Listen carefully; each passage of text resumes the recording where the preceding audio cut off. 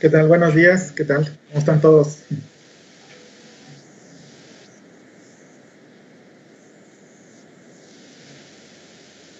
Sí, bueno, yo radico en Argentina, mi familia está acá, mi esposa y mis hijos, y bueno, pero soy mexicano y trato de ir más o menos frecuente a mi país.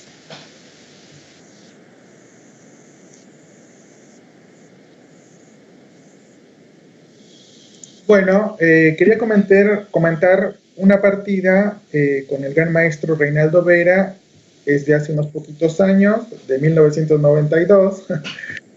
Fue donde hice una norma de gran maestro, pero más que quizás la parte técnica, me gustó mucho el momento en que se jugó, ¿no? Eh, Obviamente, cuando uno juega para normas, pues uno se pone más nervioso, hay más tensión, y bueno, digamos que un poco más la parte sentimental que la técnica, por eso me gustó esta partida.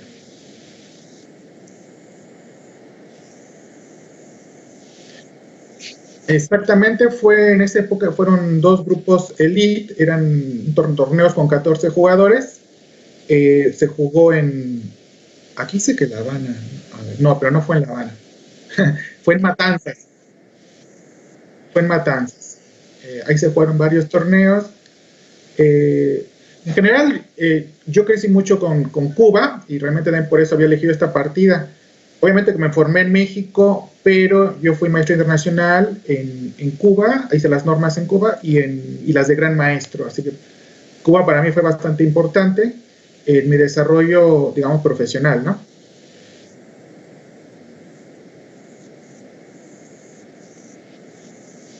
Sí.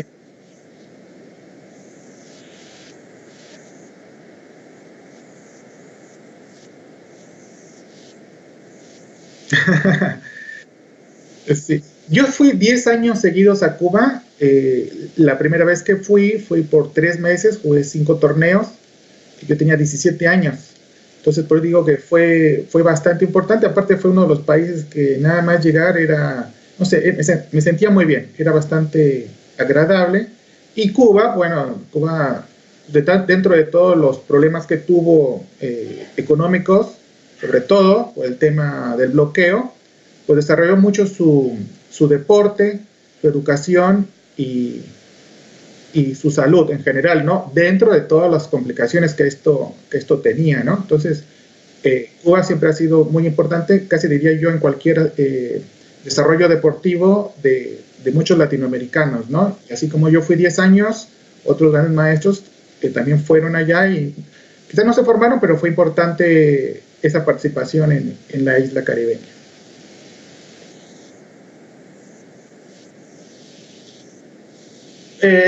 No entrenador, así de cabecera, no, pero sí trabajé con varios. Digamos que la escuela cubana era bastante famosa y bueno, como iba tantas veces, pues tuve posibilidad de trabajar con varios de ellos, aunque fueran solamente momentáneos, ¿no? Por esos torneos, ¿no? No como un entrenador de cabecera, ¿no? Pero aprendí bastante del ajedrez cubano.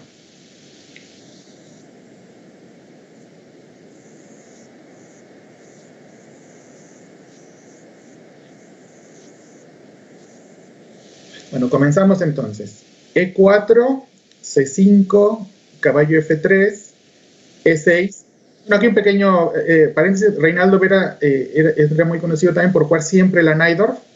Y entre la Najdorf y la Scheveningen, digamos que era su repertorio principal, ¿no? Más o menos yo ya sabía a qué posición iba a llegar. Entonces en la jugada 3 juego caballo C3, D6, D4, en la jugada 4, peón por peón, caballo por D4, A6, alfil E2 en la jugada 6 de las blancas y caballo F6. Bueno, esta también es una posición de la Scheveningen, pero también se llega, si el negro hubiese querido mantener el espíritu de la Najdorf, en lugar de hacer E6, hubiera intentado E5. Sin embargo, a Reinaldo Vera le gustaba mucho jugar esta apertura y más adelante vamos a hacer algún comentario de la que, digamos, fue la partida de moda en esa época, que fue una última partida entre Karpov y Kasparov en el año 85. Bueno, juego lo normal, enroque, alfil E7, En la jugada 8 hago F4, dama C7, en la 9 A4, caballo C6, alfil E3 y en roto de las negras y rey H1. Esto todavía en la actualidad se sigue jugando bastante, han hecho muchos planes, tanto las blancas como las negras, y es una posición muy rica, el negro tiene un juego muy dinámico, el blanco tiene más espacio y normalmente tiene un ataque en el flanco del rey que el negro intenta parar, ¿no? Torre E8, en la jugada 11 del negro, seguimos la partida principal mía todavía, alfil F3, en la jugada 12, torre B8 y dama D2 en la jugada 13. Y yo ya sabía en ese momento lo que jugaba Reinaldo Vera, ¿no? Él jugó alfil F8 en ese momento, pero antes de avanzar en esto, me gustaría comentar una partida que fue pues muy importante y también la situación del torneo. Como estaba jugando para norma de gran maestro, necesitaba la victoria de esta última ronda. Pero antes yo había arrancado muy bien en el torneo y tenía que ganar una de las últimas 4 partidas. Y curiosamente había empatado las 3 anteriores, ¿no? Incluso en aquella época se suspendían las partidas y antes de jugar con Reinaldo Vera en la penúltima ronda tuve que salvar un final de más de 100 jugadas, ¿no? Sí, con Pedro Paneque, un maestro internacional. Y realmente esas 3 partidas que hice tablas antes de llegar a esta, pues eran partidas que normalmente yo debería ganar, porque estaban jugando en buen momento, estaba motivado. Digamos que era muy probable que ganara, pero ninguna de las 3 las gané, así que llegué a una situación de ganar sí o sí, y me tocó junto el más fuerte, que en ese momento los dos estábamos empatados en el primer lugar, en ese grupo B del Capablanca. Entonces dije, bueno, cuando menos llevo blancas, ya venía de salvar un final de más de 100 jugadas, dije, bueno, se me fue toda la presión, ¿no? Que a veces eso fue bastante difícil. Saberlo llevar, todos los que hemos hecho normas en algún momento, pues sabemos lo que es esa presión extra, ¿no? Y bueno, entonces, también era otra época y, por ejemplo, ahora tenemos que casi todos los abiertos de Europa, muchos abiertos también acá en Latinoamérica, si no es que la mayoría, dan norma de gran maestro. Quizás los problemas a veces son en Latinoamérica la falta de extranjeros. Bueno, no, en aquella época yo me acuerdo que yo jugaba muchos abiertos y gané varios abiertos, tipo Benasque, abiertos fuertes, ¿no? Sin embargo, no contaban para norma de gran maestro porque normalmente las primeras 2 rondas te tocaban con jugadores que tenían menos de 2.200, y no sé, si tenían 2.000, por ejemplo, pues ese era el rating que se computaba para efectos de norma. Entonces, al final yo venía a jugar 2 torneos para norma de gran maestro, hay veces al año, lo cual era bastante poco. Correcto. Exactamente. Sí, ha cambiado mucho. Ahora se vive una época de información en todos los aspectos, en todas las actividades.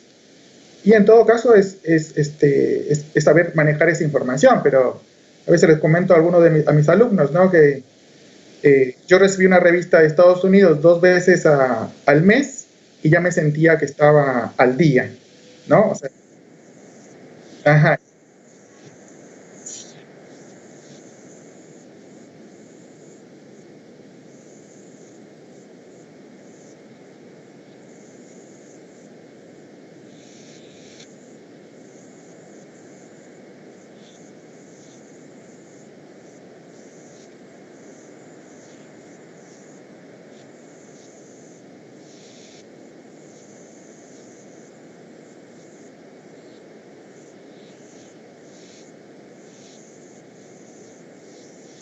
claro.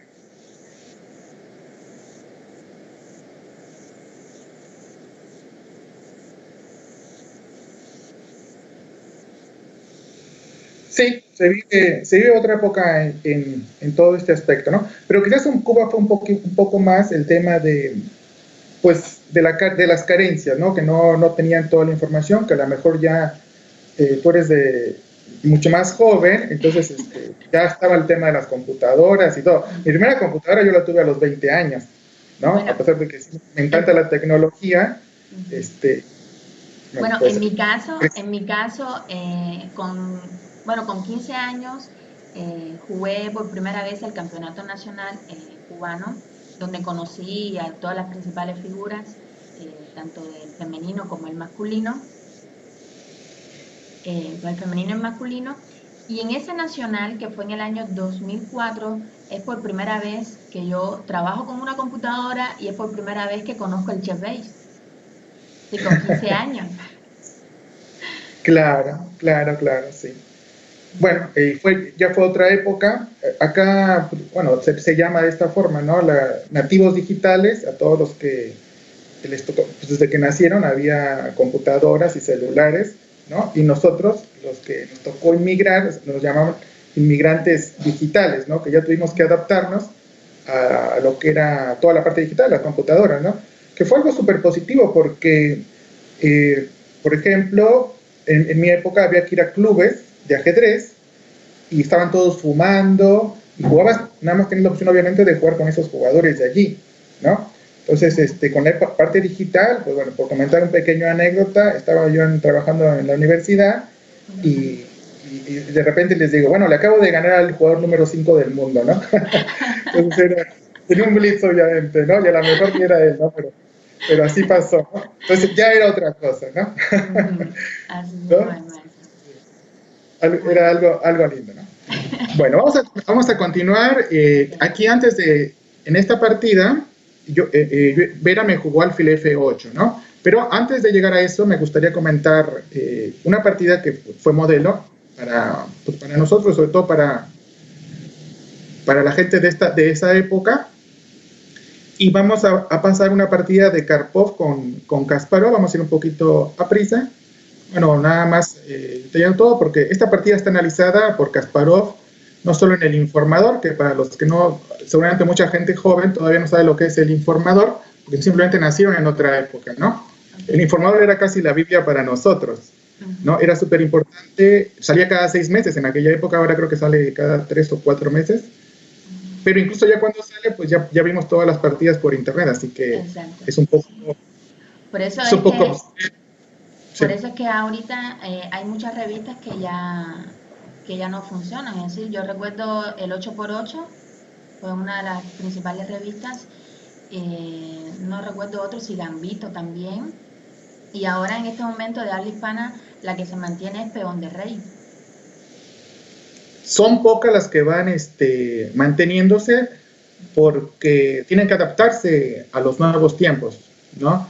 Entonces, el mundo cambia, ¿no? Bueno, Entonces, recordarle a los que están en transmisión que estamos analizando la partida que jugó el gran maestro Gilberto Hernández en el año 1992 contra Vera en el Capablanca In Memoria, realizado en Matanzas, en Cuba. Una partida muy importante para el maestro, donde tuvo norma de gran maestro.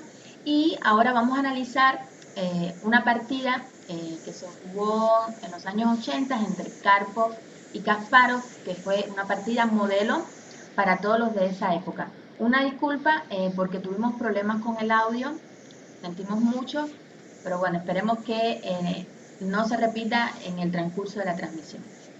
Sí, maestra. bueno, vamos a continuar. Entonces, Vera me jugó en la jugada 13 alfil F8. Bueno, en lugar de alfil F8, lo que se había jugado en ese momento fue alfil D7, en la jugada 13.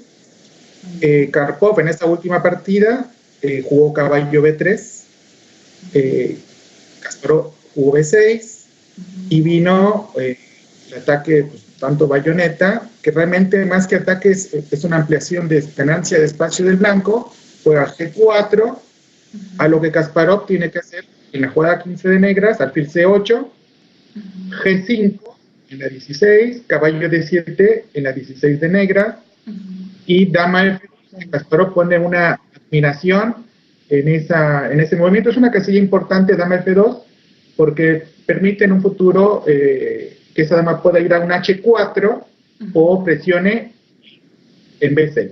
¿no? ¿sí? Y también en la columna F, después de una ruptura en F5, también importancia de la dama en F2. Correcto, ¿sí? Bueno, la partida sigue en la 17, estamos viendo la de Karpov-Kasparov, juega alfil F8, en la jugada 17 de negras, el blanco acomoda su alfil G2, el negro también le da vida a su alfil D8, juega alfil D7, Torre A de 1, continúa la partida, torre ¿no? A de 1, ¿sí? G6. Este tipo de posiciones yo lo jugué varias veces, sobre todo cuando estaba en España, y la verdad que, bueno, había que entenderlo, pero al estudiar este tipo de partidas de Karpov con Kasparov, digamos que, no sé, gané cuando menos un buen porcentaje de las que jugué con Blanca, ¿no? Bueno, y en esta Aquí, posición, maestro, ¿cuál sería el plan general del negro? va a tener que romper en D5 en el momento apropiado, o en esta partida, Kasparov va a estar un plan muy original, que ahorita ya lo vamos a ir comentando. No se había jugado hasta ese momento, digamos que estaba bastante fresca esta posición y la estaban desarrollando como suele suceder, digamos que los grandes maestros de elite hacen jugadas, hacen novedades y luego estamos todo el resto del mundo siguiéndolos, ¿no? Imitándolos. Cosa que, sí, cosa que no debe ser del todo porque pues, el ajedrez tiene mucho espacio para crear, pero es lo que suele suceder. O sea, hace una novedad, un top 10 y lo vamos después desarrollando todos, checando todos la computadora, que es, hasta la fecha sigue siendo igual. Bueno, aquí Karpov en la jugada 20 hace alfil C1 y Kasparov contesta torre B8 que él pone como dudosa, dice que caballo C5 por ahí era mejor, le pone admiración a caballo C5. Bueno, vamos avanzando un poquito más rápido, viene torre D3 en la jugada 21 de blancas, caballo B4, torre H3 en la jugada 22 de blancas, alfil G7, y bueno, Kasparov, que en general analiza bastante bien y es bastante crítico, a la siguiente jugada le pone error, 23 de blancas, alfil E3, le pone un error, él sí es crítico, alfil E3. Vamos a llegar a la parte más... Aquí viene el plan, que es lo que me comentabas, Lisandra. Este plan fue muy original, muy bueno, porque normalmente el blanco amenaza damas H4 y el negro tiene preparado un caballo F8 aguantando, ¿no? También comentar que en este momento, en el match, que fue 24 partidas, y esta es la última del match de Karpov con Kasparov, Kasparov tenía un punto de ventaja. Y tenía con un empate era suficiente para retener el título. Y Karpov está en una situación, como yo en el torneo, de tener que ganar sí o sí. ¿Sí? Entonces, Kasparov era un punto psicológico que Kasparov lo manejó bien, como ya lo vamos a ver. Entonces juega en la jugada 23 de negras, hace torre E7. Ese plan no se había visto hasta ese momento, ¿no? Las ideas se habían parecido, pero nadie había jugado de esa forma. Karpov está pensando en algún plan de F5 y juega rey G1, ¿sí? Para que no esté en tema de jaque en un futuro. Eso fue en la jugada 24. Bueno, y la jugada de torre E7, ¿la intención cuál es? ¿Doblar torres y preparar la ruptura en D5? Sí, él está pensando en planes como F5, E5, y bueno, dama H4 siempre lo está preparando todavía con caballo F8. Hasta que haga F5, la torre de E7 puede contribuir a la defensa de H7. También comentar que, bueno, caballos D4 en general, si el caballo de B3 como que está un poco alejado de un posible ataque, ¿no? Entonces el caballo en D4 estaría mucho mejor, pero si en este momento podría venir un E5 de las negras, que es la jugada liberadora, porque tomarían F4 y sabemos que en la siciliana si algún caballo se coloca en E5, es algo muy positivo tanto para la defensa como para el ataque.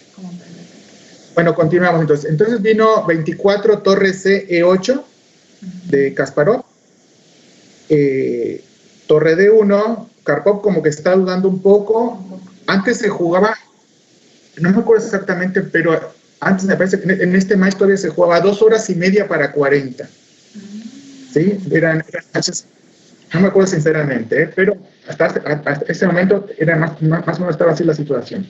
Torre D1, dice que presionando, D6, y viene el F5, que fue el gran plan de Kasparov. En la jugada 25 de negras, el F5 de Kasparov.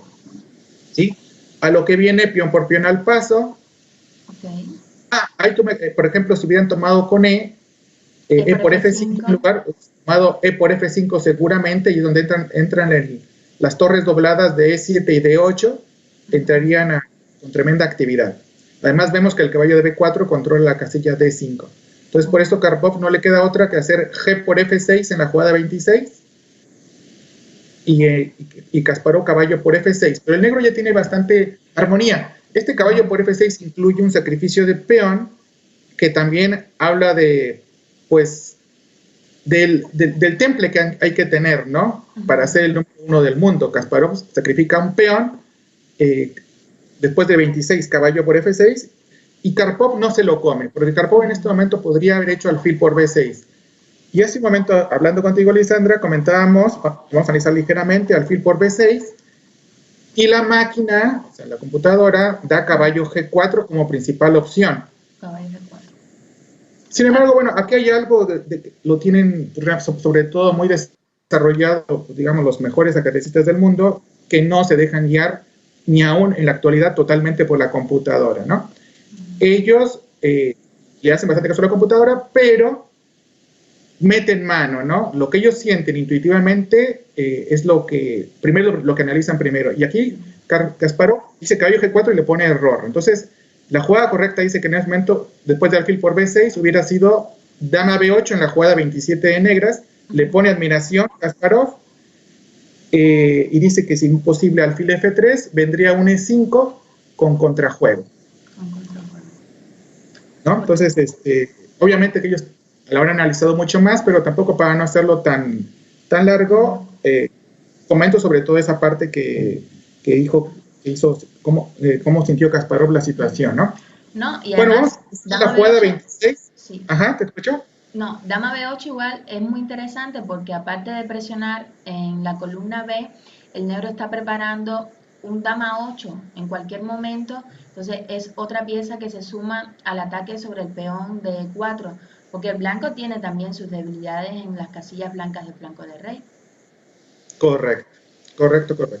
Fíjate que en el match anterior, que jugaron en el 84 entre Karpov y Kasparov, Kasparov lo llegó a tener a Karpov 5-0, ¿no? Y por eso Kasparov comenta que su mejor maestro fue Karpov, ¿no? Porque Kasparov, como todos los jóvenes, bueno, venía con un juego bastante dinámico, alegre, y Karpov le dijo, no, acá el juego posicional es lo que cuenta, ¿no? Exacto. Y en las primeras 10 partidas, Karpov lo tenía 4-0, en las primeras 10 partidas, o sea que en aquel tiempo los matches se terminaban a 6 partidas ganadas por cualquiera de los dos jugadores. Entonces, como que se le dio un severo correctivo, ¿no? Por decirlo de otra forma. Las tablas no contaban, es decir, solamente en las partidas ganadas. Sí, los matches eran a 6 partidas ganadas. Y este match, no, ese match es muy curioso, el de Karpov con Kasparov, porque fueron como 48 partidas, duró 6 meses, y a partir de allí tomaron la decisión de que tenía que ser sí o sí cierta cantidad de partidas, y lo dejaron en 24, que son matches larguísimos. Si se fijan en la actualidad, los matches son a 12 partidas o a 10, ¿no? O sea, se ha recordado mucho porque este match marcó un antes y un después. Los dos jugadores estaban muy cansados, nunca se llegó a terminar ese match de Karpov con Kasparov. El que era presidente en ese momento era Florencio Campomanes, un filipino, y lo tuvo que suspender, ¿no? Quizás un tanto presionado por lo que era el sistema soviético de aquel entonces, que Karpov era el modelo de los soviéticos, y Kasparov era el hijo del cambio, como él lo dice en su libro. Y él comenzó la perestroika, puede decir, ¿no? Entonces, bueno, hubo mucha presión, pero digamos que ya era un match deportivo que excedía los límites, ¿sí? Algo curioso, yo compraba en aquel tiempo un periódico muy importante que sigue siéndolo, es el Excelsior, y era la forma de enterarme de cómo iba el match, ¿no? Entonces me acuerdo que iba en las mañanas, estaba en San Luis Potosí, en México, y estaba esperando el periódico para saber cómo fue el resultado. Esa era la información que se tenía en aquel tiempo. Es decir, el día antes usted no dormía soñando con el periódico, ¿no? Para saber qué pasó en la partida. Pues no era tanto así, pero digamos que sí, estaba atento. Yo creo que fue la época que más periódicos compré, ¿no? Yo recuerdo que, bueno, por lo que me han comentado los jugadores de la época que vivieron así como usted el match, que Kasparov se dio cuenta de que tenía que cambiar su estrategia de juego y empezó a jugar con un estilo diferente con el objetivo de desesperar a Karpov, ¿no? Sí, empezó a hacer Sí, tablas, hasta que por ahí empezó a llegar una victoria y después la otra. exactamente. No sé si fue como para desesperarlo. Realmente él tenía que reaccionar. Seguramente el 99% de los humanos nos hubiéramos dado por vencidos después de estar un 4-0 o un 5-0 en ese momento, ¿no? Sin embargo, con la tenacidad de Karpov, y realmente para mí es uno de los campeones del mundo más importantes de toda la historia, lo llevó a aguantar la situación, a esa resistencia, y bueno, pues digamos, a partir de allí lo igualó en nivel a Karpov con todas esas tablas, vio que lo podía aguantar, que ya no tenía que jugar, jugaba a la Tarres, pero Karpov a la Tarres dejándole casillas débiles era casi suicidarse, ¿no? Karpov era impresionante en el juego posicional, y realmente yo aprendí muchísimo de él con todas esas partidas, ¿no?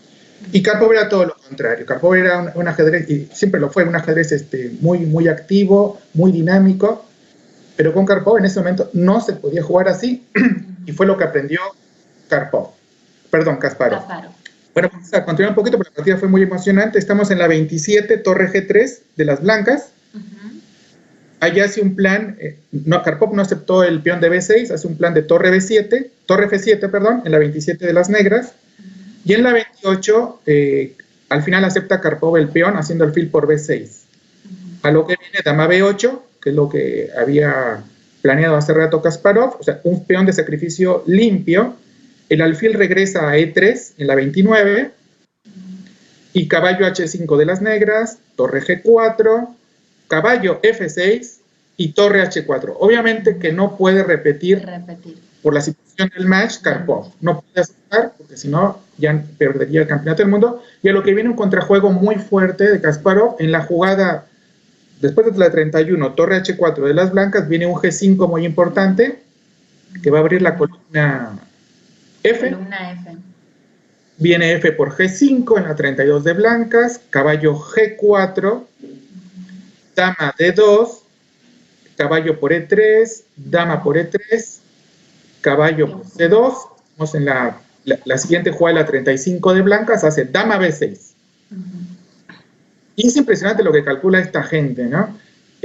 Alfil A8. Alfil A8, la sencilla. Sí, buscando. Si se fijan, el negro al final de cuentas solo tiene un peón de menos, pero como comentaba, el juego dinámico de Kasparov siempre fue muy notable. Así que alfil A8 es una jugada muy fuerte, y aquí viene una jugada de doble error, o sea, doble signo de interrogación. Kasparov la critica bastante, torre por D6, pero también pone que ya están en la presión de tiempo, ¿no? La presión de tiempo, pues a veces hay que tener los nervios de acero, y realmente puede pasar cualquier cosa, ¿no? Torre D6 y una jugada muy fuerte de Kasparov, que es torre B7. Eso lo lleva a ganar una pieza, dama por A6 en la 37, torre por B3, ya tiene pieza de ventaja, y Karpov juega torre por E6. Tiene 4 peones en este momento por la pieza, pero va a perder el de B2, que es la siguiente jugada, torre por B2, y Kasparov pone ventaja decisiva en este momento. Vamos a poner el módulo. Seguramente en esa época todavía no se analizaba casi con computadoras, así que... Pero bueno, también en esa época las computadoras no eran tan fuertes como hoy. Sí, no, para nada. Creo que los principales jugadores superaban ampliamente a las computadoras de ese entonces. Bueno, estamos hablando de los años 80, ¿no? Sí, no, yo creo que casi no había computadoras, ¿no? Para aquel entonces, ¿no? Pero te voy a contar un pequeño anécdota. Una vez yo jugué en Filadelfia, en Estados Unidos, y en un abierto muy fuerte, y había un letrero que decía: si usted no quiere jugar con las computadoras, anótese. Entonces dije, no, pues si las computadoras no son malitas, dije, no. Entonces, no me noté. Bueno, me tocó jugar con una computadora y me tenía liquidado, ¿no? Entonces dije, ¿por qué no me anoté en esa lista, no? Y entonces, al final surgió una posición que ella tenía calidad de ventaja, pero yo pude sacar mi rey por G3 y la computadora ya no entendió que cuando ella tenía ventaja de material, ya no estaba mejor en la posición, pero no aceptaba la repetición porque tenía ventaja de material, pues al final le terminé ganando, pero me llevé tremendo susto. ¿Y en qué año fue eso, maestro? Esa es una buena pregunta. Ahí mi memoria no es tan buena muchas veces, ¿no? No me acuerdo. Fueron en los 90. Finales de los 90, ¿no? Sí, fueron en los 90, así que imagínate. Sí. Bueno, entonces seguimos en la 39, dama C4, rey H8 de Kasparov, y aquí sí ya viene un grave error. Según la computadora en la actualidad, estoy aquí poniendo el módulo Houdini, torre por E8 podría mantener la igualdad. Sin embargo, Kasparov ya dijo que el negro está ganado y se acabó. Sí, porque el detalle en la posición es que el negro tiene debilidad sobre la casilla H7 y bueno, la torre de B2 momentáneamente, después del cambio dama por E8, quedaría indefensa y es la única pieza que defiende el caballo de C2. Entonces puede surgir temas tácticos en la posición. Después de dama por E8, un caballo de 1, ¿no? Atacando la torre y la dama presionando sobre el caballo de C2. Sí, sería dama por E8 en la jugada 40 y seguido de caballo de 1. Ajá. Lo que hemos comentado hace ratito, justo la presión de tiempo lo lleva a Karpov a no hacer torre por E8 y juega en la jugada 40 E5, que es un grave error. Aquí Kasparov es bastante benévolo, solamente le pone una interrogación, pero ya pierde inmediato porque hace dama A7 en la jugada 40 de negras, rey H1, alfil por G2, rey por G2 en la jugada 42 y termina la partida con un jaque al descubierto, caballo D4. Y va a comer caballo por E6 y ya tiene pieza de ventaja, torre de ventaja. No, torre y pieza de ventaja. Torre y pieza de ventaja y bueno, igual debilidad en el rey. Bueno, maestro, y en este match, ¿usted quién quería que ganara? Yo estaba con, pues, buena pregunta. Ahora yo supongo que como Karpov era mi ídolo, era mi ídolo, yo le iba a Karpov en un principio, pero tengo que decir que realmente estaba impresionado por Kasparov, ¿no? Sobre todo por el match anterior, como se levantó, realmente todos creemos que si ese match hubiese continuado, lo hubiera ganado Kasparov, porque era más de, creo que 10 años más joven, y ahí ya tenía que ver mucho la resistencia. No, y por otro lado, el factor psicológico, verse Karpov con una ventaja en el score de 5 y después todos los cambios que hubo en el match cuando él esperaba ganar es mucho más fácil. Entonces, Kasparov con un espíritu más joven y más agresivo, entonces parece que sí era para Kasparov, perdón, el match. El match, sí. Fueron muchos momentos muy bonitos. Obviamente, si uno hubiese tenido internet, hubiera sido otra cosa, uno lo hubiera disfrutado enormemente. Hubo muchas partidas entre Karpov y Kasparov, no solo en este match. A mí me tocó vivir otra en Lyon, Francia, que le jugó una Ruy López y lo sacó del tablero Kasparov a Karpov. Ya en esa época ya era mejor, ya era el campeón del mundo Kasparov y ya lo demostraba, digamos, en todos los matches. Pero fue creciendo muchísimo Kasparov, sobre todo después de esa dura situación de tener que enfrentar pues le decían a la boa constrictor a Karpov, porque se agarraba, se apretaba y no lo soltaba para nada. Bueno, y también un estilo parecido al Gran Capablanca, que posiciones igualadas era capaz de crear en cualquier momento contrajuego en la posición y jugaba hasta el final. Correcto. Bueno, Capablanca pertenece a los clásicos, ¿no? Y la juventud a veces pues, se deja llevar mucho más por el tema de la computadora, de lo que digan los módulos, pero tener la base de lo que fueron los clásicos, pues Kasparov y todos los grandes maestros más importantes siempre lo han mencionado, porque no todo es apertura, es desarrollar un concepto, ¿no? Y yo todavía muestro muchísimos finales en las clases que doy de Capablanca, porque realmente él se adelantó a toda su época y sus finales son impresionantes. Hay que trasladarse a la época para ver lo bien que lo jugaba, ¿no? Y en la actualidad se siguen lo ponemos un final de Capablanca y es impresionante la precisión con la que con la que jugaba.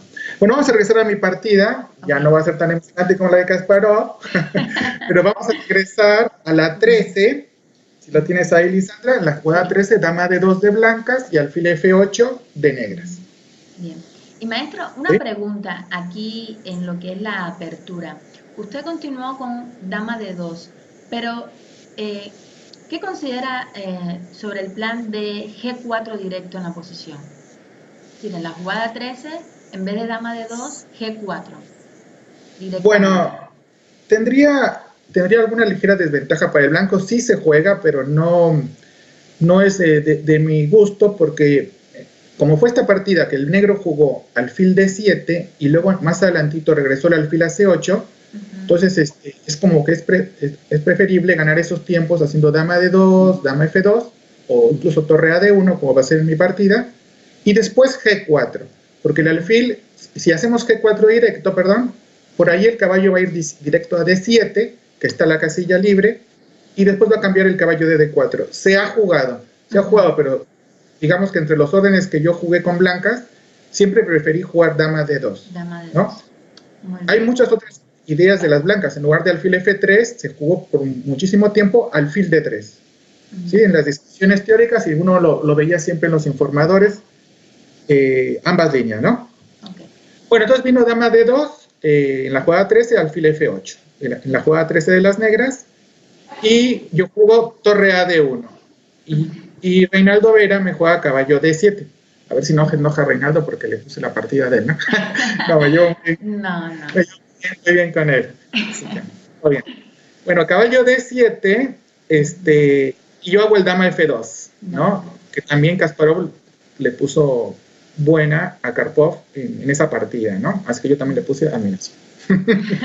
Bueno, esta posición yo la había jugado Reinaldo Vera, así que digamos que yo no tenía computadora, tenía libros. Yo me acuerdo que uno viajaba con los libros, ¿no? Y entonces esta posición pues la revisé en los últimos informadores y me pareció muy interesante y con buenas perspectivas de jugar a ganar, así que no tenía otra, tenía que ganar sí o sí. Caballo D4 en la jugada 15 de las negras, a lo cual yo tomo con alfil. Aquí la jugada liberadora típica de E5 no funciona porque quedaría libre la casilla D5 y entonces el blanco lo puede usar para atacar. Ojo que también F7 puede quedar tocado después de una variante, ¿no? Uno decide con su plan que es B5. Si se fijan, la partida de Karpov nunca vino el B5. Kasparov jugó con el caballo en B4, que es casi un plan más profundo, ¿no?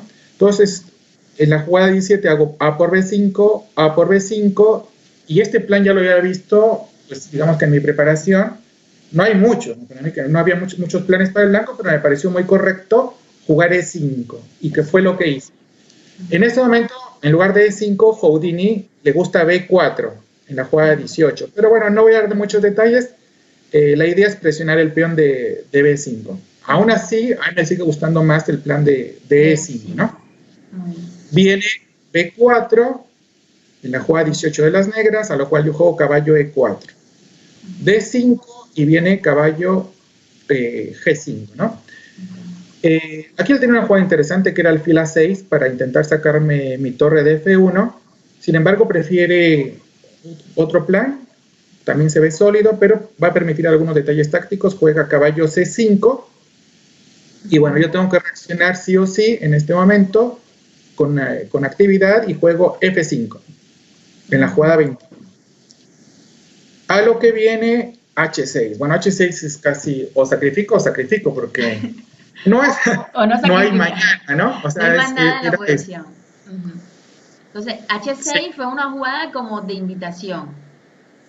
Sí, quizás él creyó en la posición que vamos a llegar que el negro controlaba bien la situación. Entonces yo acepto el reto y hago caballo por F7, dama por F7.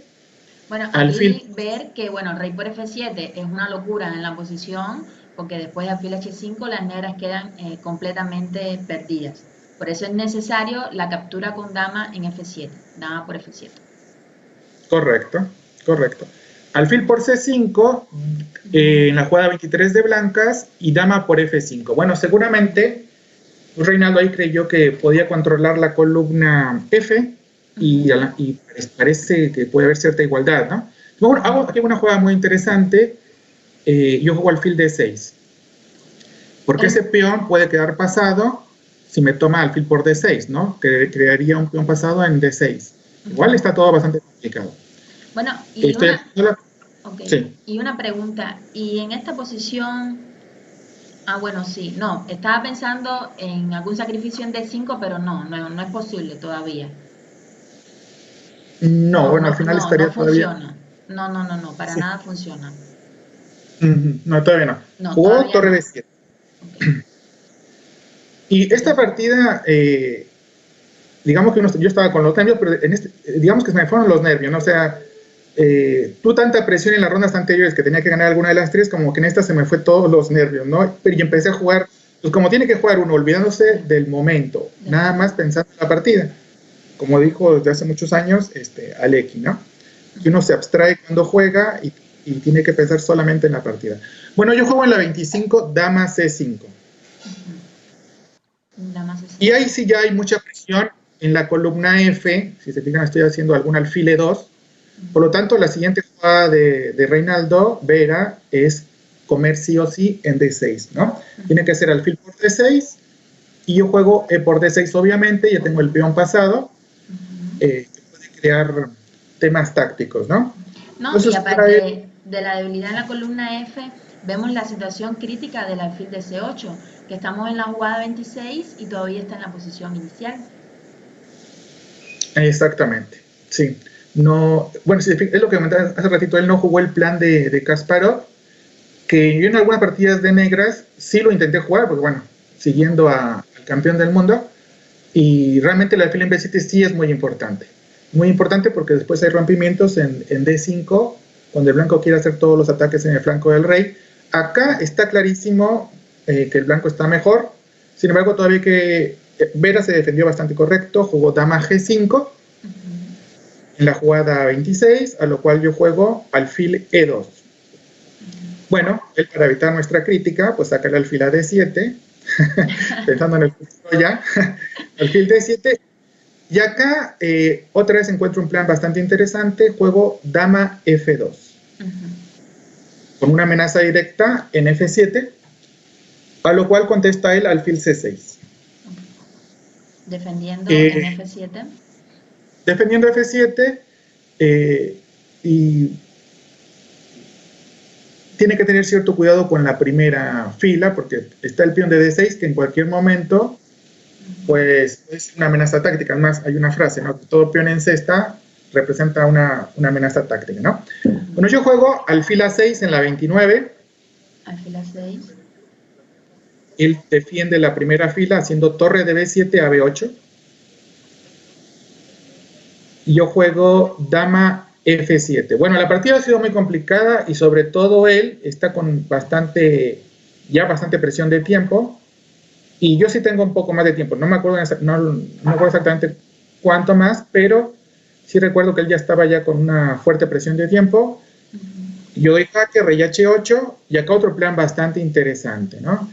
Que ahí se me iban ocurriendo, pero es cuando uno se inspira, vienen las jugadas, ¿no? Yo juego torre D3. Torre D3. Con la clara intención de pasar la torre a G, o atacando la dama, ¿no?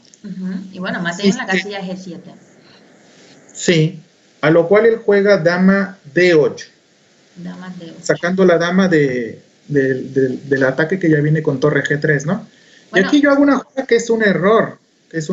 Realmente la jugada correcta ya es torre G3. O sea, yo hice torre H3 en la 32. Torre G3 hubiera sido la buena. Voy a mostrar una pequeña variante nada más.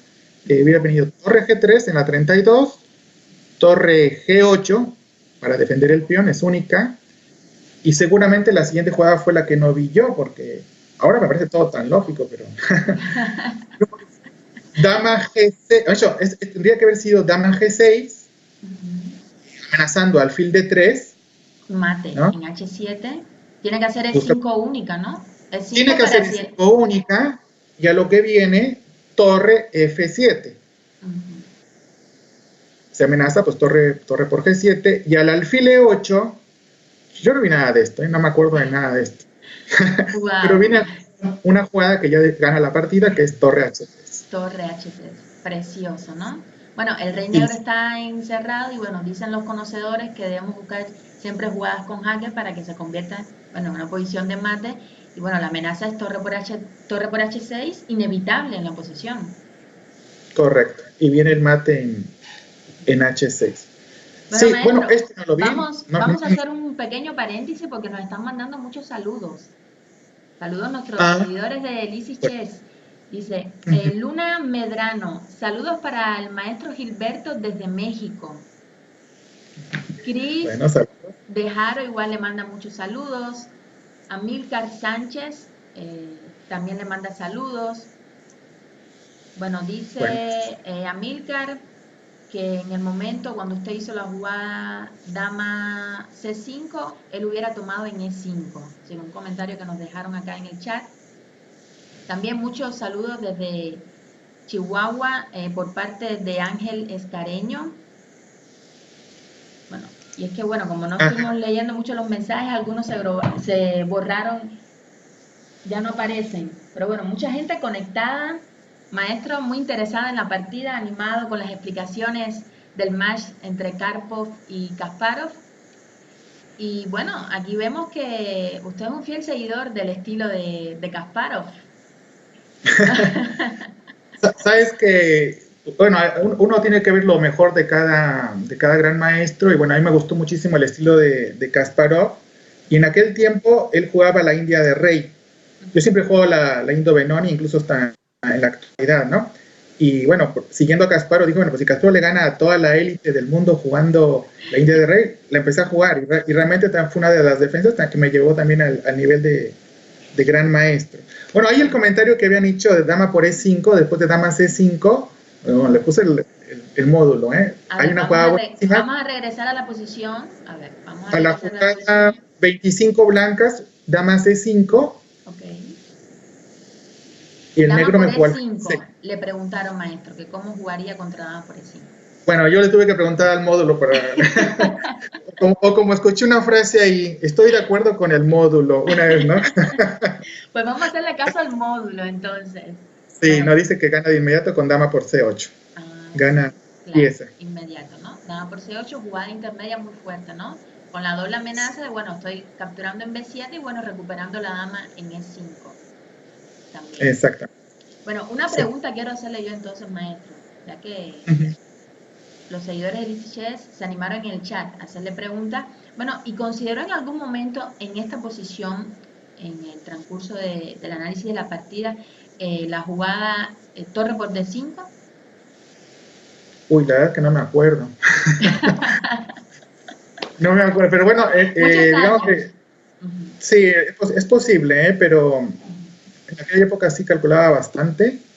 Seguramente lo habría tenido en cuenta bastante tiempo, pero él se defendió bastante correcto, ¿no?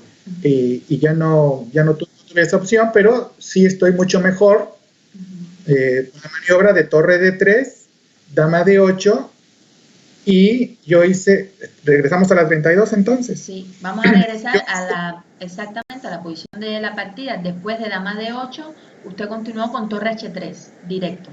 En la jugada 32. La correcta era torre G3, ¿no? Será la exacta, ¿no?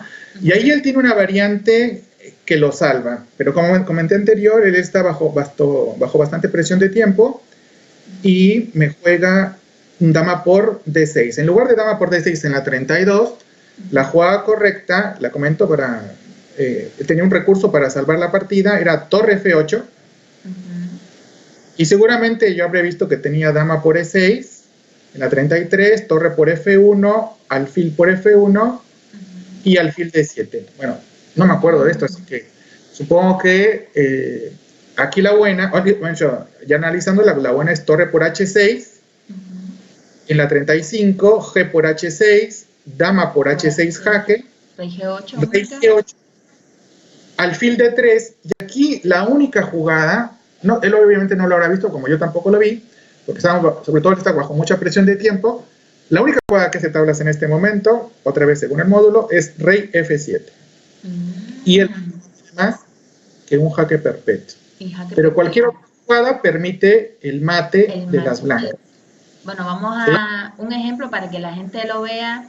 Si el negro quiere hacer una jugada como alfil E8, bueno, rápidamente las blancas dan mate, ¿no? Maniobra típica de alfil y dama. Después de alfil D3, alfil E8. Haríamos alfil H7. ¿Sí? Sí. Si no tengo que poner el módulo yo ahorita. Rey H8. Bueno, Rey H8. Y alfil G6, ¿no? Es que el problema, el peón de E6 quita la casilla E7, clave para el escape, ¿no? Correcto, tendría que venir rey G8. Rey G8. Dama H7, rey F8 y bueno, mate muy bonito después de dama H8 en la jugada 41. Correcto. Entonces, sí, es decir, que la única jugada es rey F7. Rey F7 en la posición. Porque si alfil E6, sí, en la jugada 38, alfil G6, sí. Bueno, creo que es rey E6, ¿no? Sí, por eso alfil G6 no es muy buena. Rey E6. No, sí, la única que empata para, bueno, según el módulo es rey F7, la 37. ¿No? Dice alfil E6. A ver. ¿Y si me lo como? No, aquí sí, claro. Después de alfil E6, dama por E6. Sí, no, bueno, aunque no hubiera mate, esta posición está ganada por el blanco, es alfil y dos peones, va a comer un tercer peón. Un tercer peón. Y aparte la posición expuesta del rey negro, pues es una ventaja decisiva, aunque no hubiera jaque mate, ¿no? Bueno, vamos a regresar a la 32, pues donde él se equivoca, dama por D6, y ahí viene una combinación de jaque mate, no sé si quieres que lo sacamos nosotros, lo decimos nosotros, o si tus seguidores de tu página quieren buscar cómo gana el blanco, ya con combinación directa, va a dar mate en pocas. Bueno, vamos a darle a nuestros seguidores un minuto para ver. Un minuto, creo que con un minuto es suficiente, maestro, para que calculen y ver si encuentran la maniobra de mate en la posición. Bueno. Bueno, mientras, coméntanos qué se sintió, ¿no? Después de ganar tan bonita partida, de saber que ya otra norma de Gran Maestro. ¿Era su última norma de Gran Maestro o la primera? No, realmente al final fue la primera, pero yo había ganado un torneo en Lyon, Francia, con 8 de 9, y fue algo muy curioso porque en ese año veníamos de una olimpiada y habían cambiado las reglas y yo tenía que jugar con un gran maestro en la última ronda. O sea, no importaba los colores en esa época, ¿no? Tenía que subir sí o sí el gran maestro. Y el organizador, el árbitro del torneo era un señor mayor, no estaba al tanto y entonces dijo, no, sube un maestro internacional, y a pesar de que hice 8 de 9, si yo hubiese jugado con ese gran maestro ya pasaba la norma por medio punto. Pues al final no me contó para norma, pero bueno, uno mandó una carta, no sé qué fue lo que hicimos, porque digamos que el performance había sido 2700, que en aquel tiempo Karpov y Kasparov los dos tenían 2700 y poquito, ¿no? Entonces era otra cosa, pero al final no me contó como normal, y esta fue la primera norma que hice, y como comenté anteriormente, eran muy pocos los torneos que uno tenía para norma, y 3 años después volví a hacer otra norma más en Cuba. Fíjate cuánto tiempo pasó. Yo desde los 20 años ya tenía 2500. Entonces digamos que la fuerza de Geme pues ya estaba, pero no estaban todos, eran pocas las oportunidades al año que uno tenía para hacerse gran maestro. Entonces tuvieron que pasar 3 años para que yo volviera a hacer la última norma, ¿no? O sea que realmente la fuerza sí la tenía desde los 20 años, pero no había tantas posibilidades en torneos como lo hay hoy en día, ¿no? Por lo que expliqué de los jugadores que contaban con 1000 y en la actualidad son 2200, todos los que no tengan esa fuerza. Bueno, nos están diciendo en el chat torre por H6 y torre F6. Es decir, Crías de Jarro dice torre por H6 y Mariano torre F6. Maestro, ¿cuál es la jugada correcta? Bueno, a ver. Bueno, es que torre F6, A ver, vamos a avanzar un poquito. Que torre F6 va a venir dama F8. Dama F8, exacto. F8 y todavía está defendiendo el punto H6, o sea que Sí, torre no hay más. F6 no funciona. Entonces, Torre F6 no funciona, sí, por dama F8. Y torre por H6, G por H6, torre F6, otra vez viene dama F8. Vamos a avanzar un poquito, vamos a hacer torre por H6 jaque, que fue la que hice yo, G por H6, y ahora sí, con una maniobra vamos a encontrar un jaque mate. Bueno, invitamos a los seguidores que traten de encontrar cuál es la maniobra ganadora de las blancas en esta posición. Ya dijimos que a torre F6 viene dama F8. Exacto. Que eso no puede ser. Sí, que eso no funciona. Bueno, maestro, tenemos historias parecidas porque algo así ocurrió igual con mi título de gran maestra.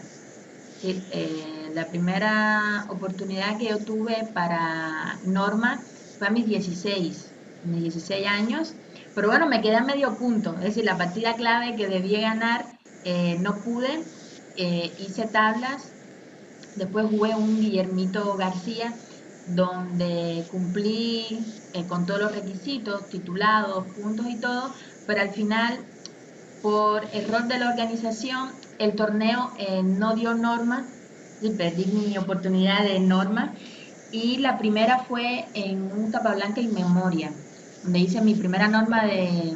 No, perdón, la primera fue en el Centroamericano, fue mi primera norma, creo que tenía igual 16 años, mi primera norma, y la segunda, que es a la que le tengo más cariño, fue un Capablanca in memoria en el año 2009, donde quedé en 9º lugar de 150 participantes, a medio punto de norma de gran maestro masculino. Sí, hice norma de gran maestra y norma de maestro internacional. Y bueno, la tercera fue en un campeonato nacional en el 2011, es decir, que hasta el 2011 pude completar mi título de gran maestra, teniendo hacía 5 años, 6 años, los 2300. Sí, me costó un poco de trabajo. Claro. Por lo mismo bueno, pero bueno, es lo que yo le comento. Obviamente, bueno, tuviste una carrera bastante bonita, porque también lo más importante, por ejemplo, para mí siempre ha sido tener la fuerza, ¿no? Tienes la fuerza, las oportunidades van a llegar, pero si no, pues digamos que es mucho más difícil conseguir ese tipo de objetivos. Pero aparte no era solamente llegar a ser el maestro, sino tener un nivel, digamos, respetable, ¿no? Como tú que eres maestra internacional entonces de hombres, ¿no?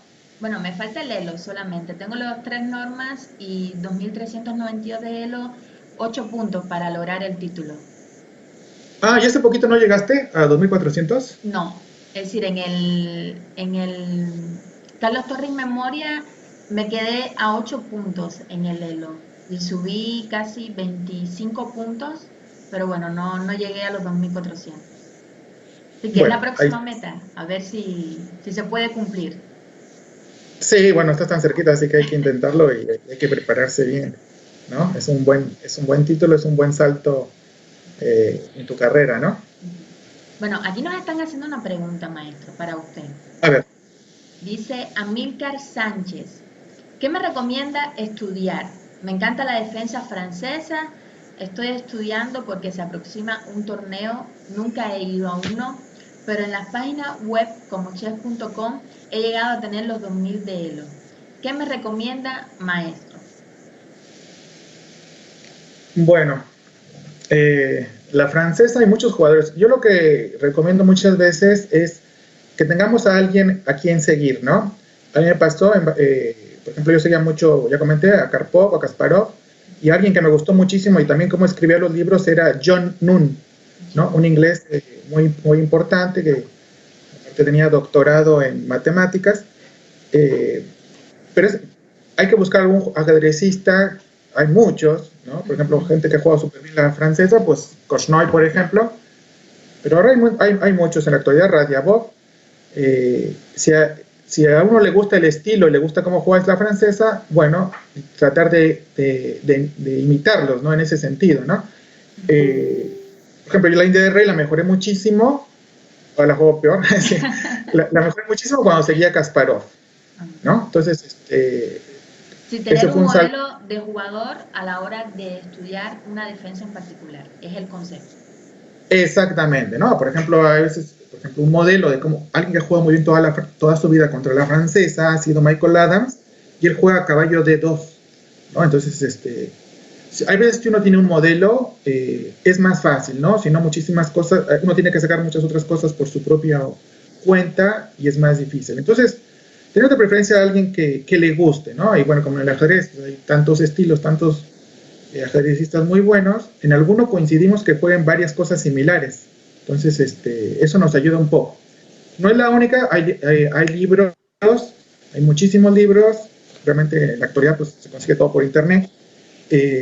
Y bueno, si uno también tiene un buen libro, puede ir aprendiendo bastante de esos libros, ¿no? Y Varía ahorrar mucho el tiempo del nivel. estudio también.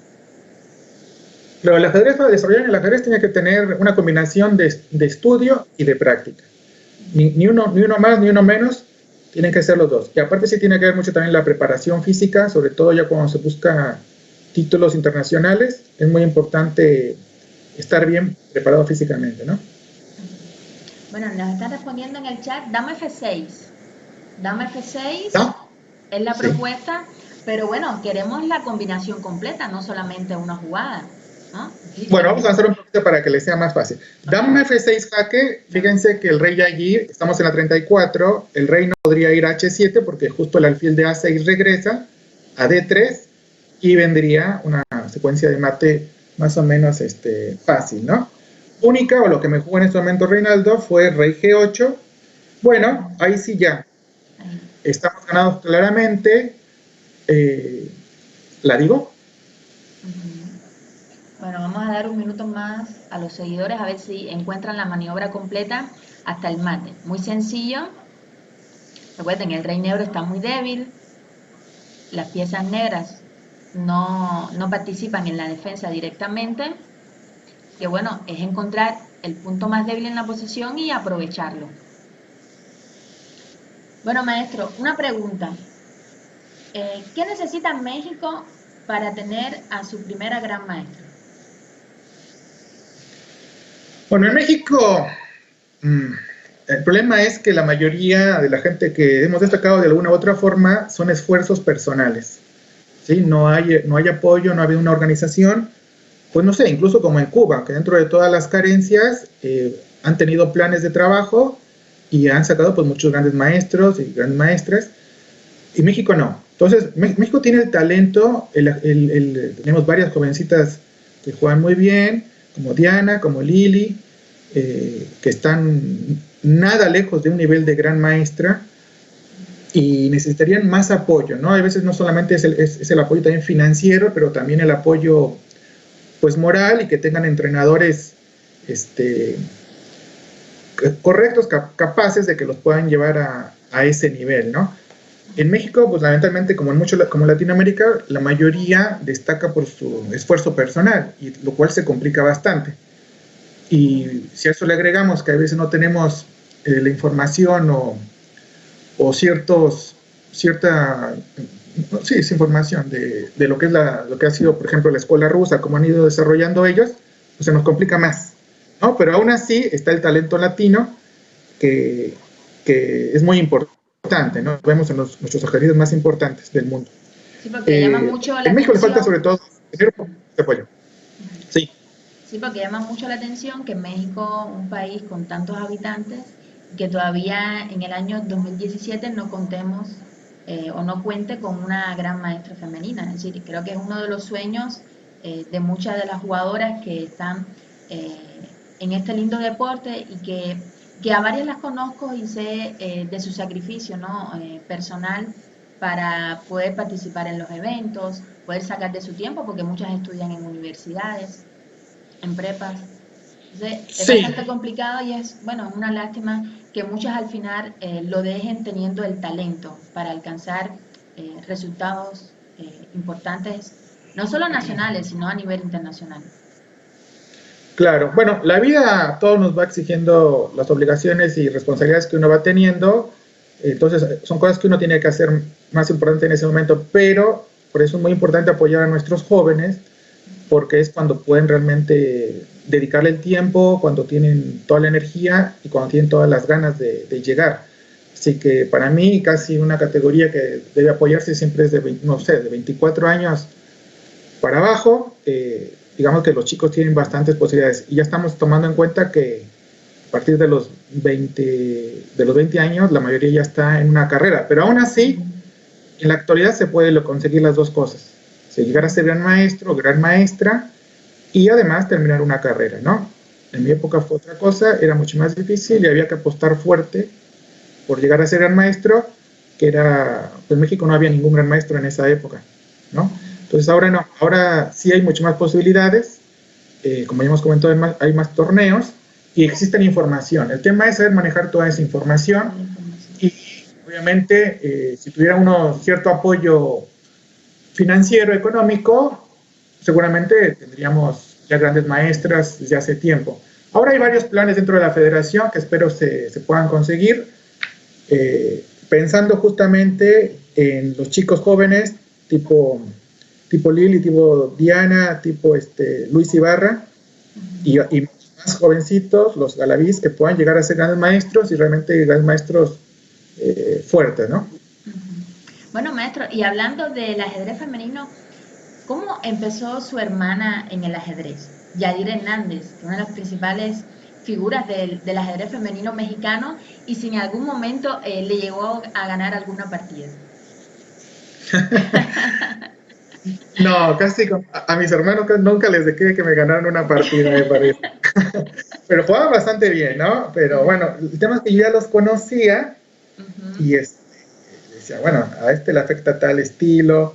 Entonces, nuevamente dije, bueno, era complicado porque nunca me ha gustado jugar con un pariente o con alguien muy cercano, ¿no? Entonces siempre fue algo incómodo y bueno, por ejemplo, en el caso con Claudia, pues a veces digo, no, me prefiero hacer tablas y ya listo. Y no jugar. Y no buscarme un problema en la casa, ¿no? Vamos a hacer tablas y tranquilos. Bueno, es complicadísimo, no creas, pero también si se lo toman bien las dos personas, no hay ningún problema, ¿no? Por ejemplo, en Claudia muchas veces yo le he dicho, ¿quieres tablas? Y me dice, no, bueno, entonces ya le pongo, tengo un estilo muy, muy sólido y ella sacrifica, bueno, dejo que sacrifique todo y ya.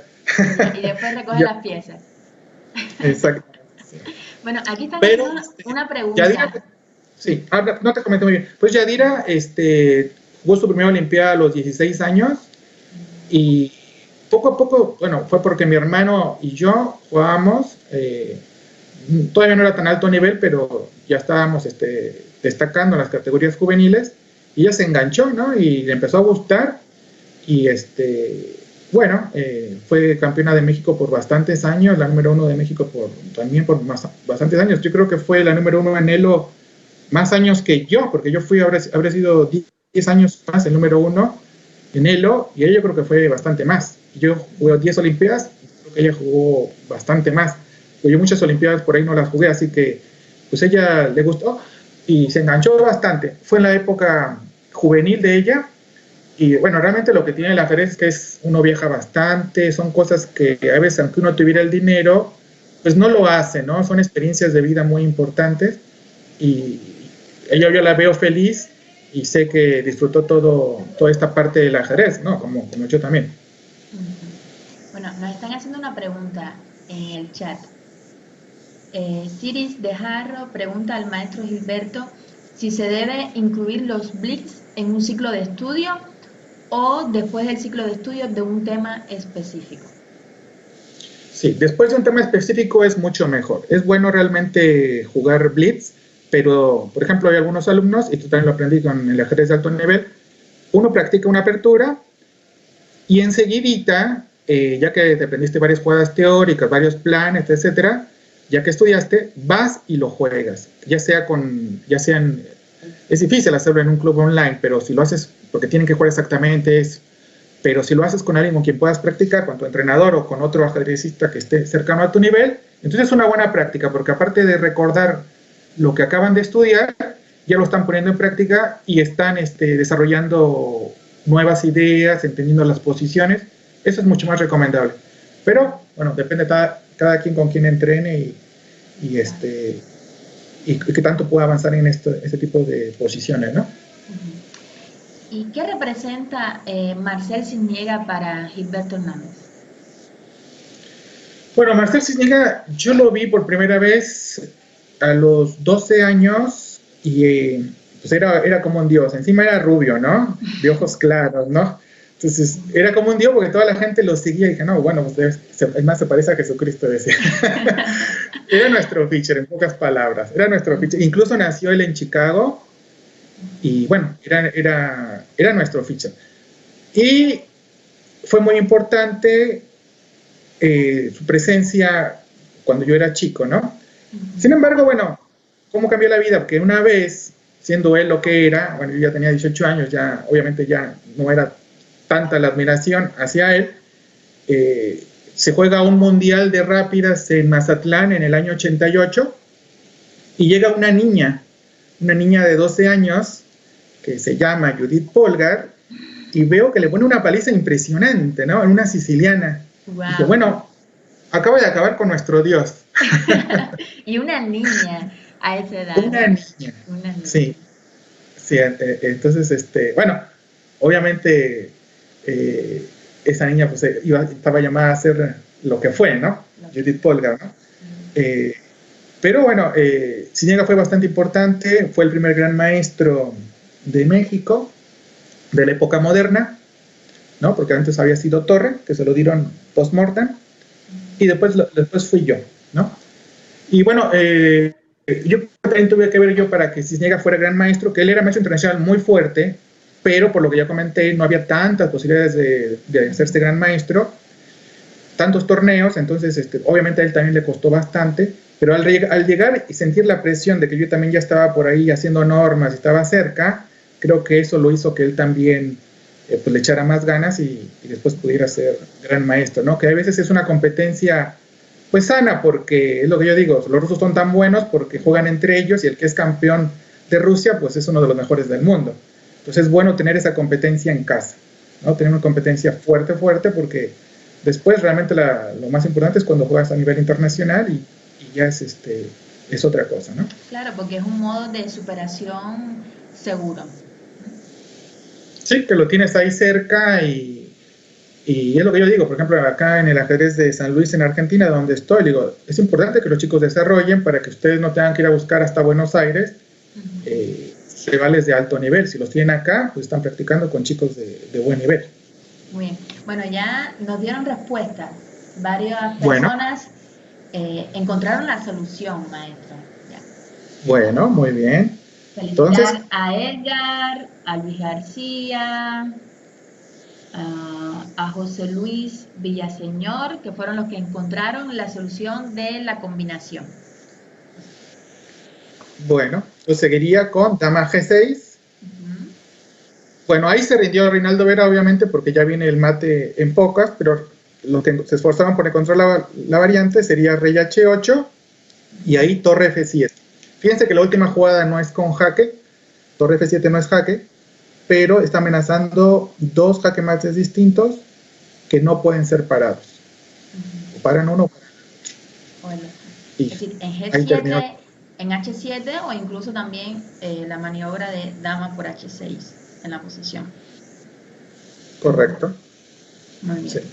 Bueno, maestro, antes de finalizar, ¿qué consejo le da a los niños que estén empezando en el ajedrez? Bueno, no, lo más importante es que lo disfrute.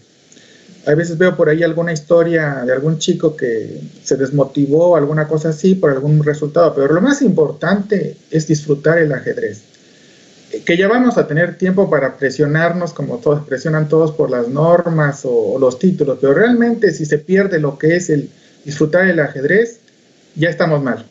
Estamos mal, lo tenemos que tomar, por ejemplo, como cuando vamos a jugar un partido de fútbol con los amigos, o vamos a jugar un partido de básquetbol, no estamos tan preocupados casi ni por quién va a ganar, ¿no? Lo más importante es disfrutarlo. Y a partir de allí, si uno tiene esa pasión, que es algo importantísimo, si uno quiere progresar, no solo desde cuando eres niño, si tienes cierta edad también, o sea, tienes que tener esa pasión, tienes que tener ese amor al ajedrez.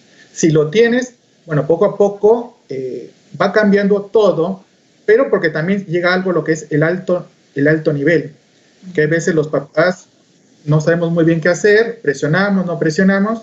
Casi lo mejor, con menos de mi punto de vista, es siempre verlo de esa forma, porque pues, la vida es una sola y hay que ser felices, ¿no? Hay que intentarlo, hay que disfrutar. Son muchas cosas, no es solamente el tablero, es toda una vida que se vive alrededor del juego de ajedrez. Hay amistades por todo el mundo. Entonces, es algo, no es solamente es un tablerito, ¿no? Entonces, poder disfrutar todo eso. O sea, si hay mucha presión es que algo ya está mal, ¿no? Tiene que ser una combinación de las cosas y lo más importante al final, bueno, es disfrutarlo, pero también el esfuerzo que le pongan al ajedrez. A veces dice sacrificio. Bueno, para mí, por ejemplo, el ajedrez nunca fue un sacrificio, porque fue algo que yo lo hacía con muchísimo gusto, leía un montón de libros, pero yo de otros libros no leí tanto, pero del ajedrez sí. Libros buenos, incluso ya está siendo gran maestro, lo veía tan bueno que no paraba. Si me gustaba mucho, en una semana ya me había leído libros importantísimos, ¿no? Entonces, sobre todo uno tiene que hacerlo porque le gusta. Y todo lo demás, o como me decía mi papá, tienes que hacerlo porque te gusta y si además de eso te pagan, pues excelente. Pues excelente, ¿no? Y bueno, la última pregunta, maestro, que creo que es muy importante. ¿Qué consejo le da a los chicos jóvenes que ya están pensando en un título de maestro FIDE, de maestro internacional y, por qué no, también de gran maestro, sobre el uso de los ordenadores, específicamente los módulos?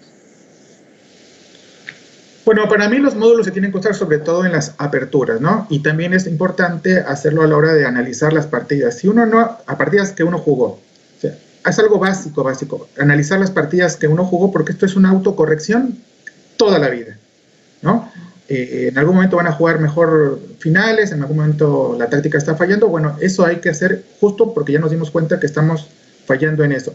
Pero no hay que abusar del módulo porque nuestro cerebro se empieza a poner medio perezoso y ya no quiere analizar como lo hacemos sin la computadora. Entonces, hay que manejarlo hasta cierto punto, pero sin abusar. Es muy bueno tener a un gran maestro en casa, como son los módulos, realmente son más fuertes que la mayoría de los grandes maestros, pero hay que aprender de ellos, ¿no? Y lo hace mucha gente en la actualidad, muchos jóvenes, se les ve la influencia impresionante que tienen de los módulos, pero si a eso le agregamos que esta gente aprendió concepto, leyó los clásicos, pues van a ser seguramente ajedrecistas de primer nivel mundial. Bueno, maestro, muchísimas gracias por todos sus consejos, enseñanzas, por hablarnos de un match tan importante y que marcó un antes y un después, como fue el de Karpov contra Kasparov, por su excelente partida, por sus experiencias vividas en todos estos años y más que agradecidos, muy felices. Igual están los seguidores de Lizzy Chess y esperamos tenerlo con nosotros en otro espacio. Sí, usted es una persona muy querida en México y no solo en México, en Cuba y en muchas partes del mundo, y sus conocimientos siempre son importantes, necesarios para nosotros, las nuevas generaciones. Me digo nosotros porque me siento niña aún todavía. Y felices, esperamos que pronto tenerlo nuevamente aquí con nosotros en México. Gracias, Sí, gracias por gracias. compartir este espacio con Lizzy Chess. No, gracias a ustedes, un saludo a todo tu auditorio y a ti felicitarte por la iniciativa y que tengas el mayor de los éxitos en esta bonita iniciativa. Hasta luego. Gracias, maestro. Bueno, muchas gracias a todos los seguidores de Lizzy Chess. Ha sido un excelente fin de semana compartir, ¿no?, todo este tiempo con ustedes hablando un poco de ajedrez. Esperemos que lo hayan disfrutado como nosotros lo estamos haciendo y los invitamos a continuar este proyecto, es decir, que sigan apoyando este proyecto de Lizzy Chess, que nos sigan en las redes sociales. Recuerden que está el fanpage de Lizzy Chess, pero también estamos en Instagram, estamos en Twitter y no nos dejen de seguir. Continuarán las sorpresas Bueno, hace poco realizamos un concurso, una dinámica, que el premio fue un mes gratis premium en Chef 24 y una hora gratis con Lizzy Chess. La ganadora Sandy Guillén. Muchas felicidades para Sandy. Ha sido un placer que hayas participado en el concurso. Felicitar a todos los que fueron parte de esta gran fiesta, porque podemos decirlo así, una fiesta del ajedrez. Estuvo muy animada la dinámica. Gracias a todos los amigos de los ajedrecistas que los apoyaron con sus likes.